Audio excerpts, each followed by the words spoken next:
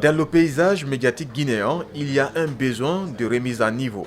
C'est une interpellation du Centre de formation et de perfectionnement du ministère de l'Information et de la Communication. À l'ère de la révolution numérique, ce besoin est à satisfaire obligatoirement, selon son directeur. Il y a une première catégorie qui est composée des journalistes qui n'ont jamais fait du journalisme, qui sont sortis d'autres filières que le journalisme et qui exercent aujourd'hui tant bien que mal au niveau des médias publics et privés. Cette catégorie a besoin de formation et de perfectionnement. La deuxième catégorie porte sur des journalistes qui sont sortis des écoles ou des filières de journalisme, mais qui, depuis leur sortie, manquent de structures justement répondantes et d'accompagnement institutionnel, n'ont pas connu une remise à niveau, donc n'ont pas connu de perfectionnement. La presse constitue le quatrième pouvoir, expression souvent employée dans la corporation pour justifier l'importance et les impacts des outils de communication. Ceux qui s'en servent sont nombreux à rencontrer des difficultés. Alors le ministre Somparé indique qu'il faut immédiatement trouver une alternative. Et qui dit évolution constante dit transformation sociétale, transformation technologique et par conséquent adaptation nécessaire de tous les professionnels qui exercent dans les différents secteurs d'activité. Et cela passe nécessairement par la formation et la formation continue. La prise de contact entre le centre de formation et le perfectionnement et les directions des radios rurales et de diffusion ont aussi permis de relever certains problèmes. Nos collaborateurs qui produisent des contenus tous les jours fournissent des efforts, font des mains et des pieds pour donner des contenus de qualité. Mais lorsque ces contenus de qualité ne sont ni entendus ni vus pour la population à laquelle ils sont destinés, ça veut dire qu'il y a encore du travail qui reste à faire. Ces échanges se sont élargis auparavant aux associations de la presse privée et aux directeurs de l'AGP et de l'OGP. Partout, ces différentes structures ont un point commun, la formation.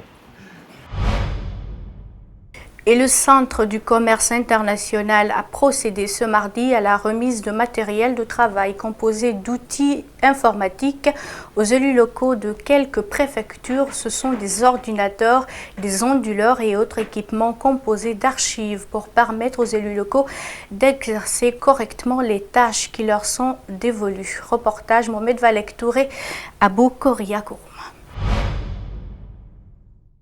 C'est un appui aux collectivités locales que vient apporter le Centre du commerce international aux élus locaux de quelques préfectures. Il s'agit des matériels de travail, des archives du code révisé en vue de faciliter le travail sur les administrateurs territoriaux. Il s'agit d'aller vers les populations à la base, il s'agit d'aller vers les communautés à la base. Et les coordinateurs de ces communautés à la base là sont des élus locaux qui ont reçu la confiance de ces communautés. Pour nous, ce développement ne peut partir que du renforcement des capacités de ces élus locaux qui sont des maires. C'est la raison pour laquelle nous avons pensé au renforcement des capacités de ces élus locaux-là pour mieux produire, pour mieux gérer le bien qui est issu de la même communauté, qui est issu de la même population. La venue de ces matériels de travail soulage à plus d'un titre ces élus locaux. Ils ressentaient un manque criard de ces outils. Il fallait parcourir de longs kilomètres pour la saisie des documents.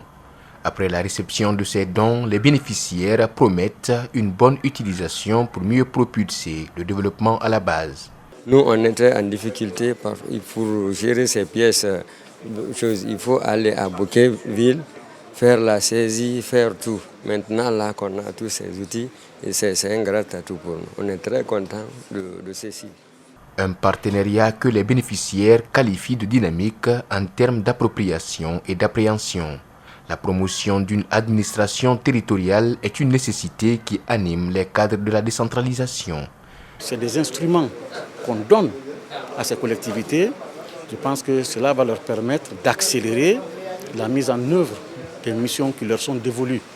Et ces missions ont pour finalité l'amélioration du cadre de vie, mais surtout des conditions de vie des populations à travers la fourniture de services sociaux de base de qualité.